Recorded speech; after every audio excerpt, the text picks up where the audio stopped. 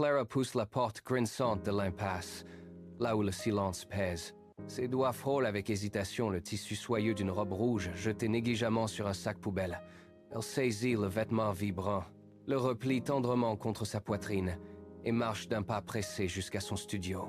Dans la pénombre de sa chambre, devant le miroir piqué de taches de vieillesse, elle enfile la robe. Le tissu glisse sur sa peau comme une caresse glacée, s'ajustant parfaitement, comme une seconde peau. Elle lisse le bas de la jupe avec une fascination étrange, tandis que ses yeux brillent d'un éclat inhabituel et sombre dans le reflet. Le lendemain, Clara traverse la place du marché sous un soleil de plomb. Une vieille femme assise sur un banc lâche brusquement son panier de fruits. Elle pointe un doigt tremblant vers Clara et articule d'une voix brisée le nom Éléonore. Clara s'arrête net, le cœur battant. Alors que la foule se sépare autour d'elle comme devant un spectre, la vieille femme détourne le regard, terrorisée par ce qu'elle croit voir. Clara accélère le pas jusqu'à l'entrée majestueuse du grand hôtel. Elle franchit les portes dorées, le rouge de sa robe éclatant contre le marbre.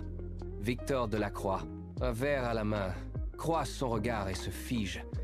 Le verre tombe et se brise dans un fracas cristallin. Il fait un pas en arrière, le visage livide, et murmure dans un souffle « Ce n'est pas possible ». Clara le contourne sans un mot, portée par une force invisible. Elle s'échappe vers la boutique d'antiquités du quartier. Elle y feuillette un album poussiéreux et tombe sur une photo jaunie. Une femme porte la même robe, identique en tout point, dans ce même hôtel. Elle retourne le cliché avec effroi. Une écriture à l'encre noire trace ces mots. Si elle revient, ne la laissez pas entrer. Clara rentre chez elle, fixe la robe pendue à sa porte, puis saisit le zip. Elle sort dans la nuit noire pour affronter enfin son passé.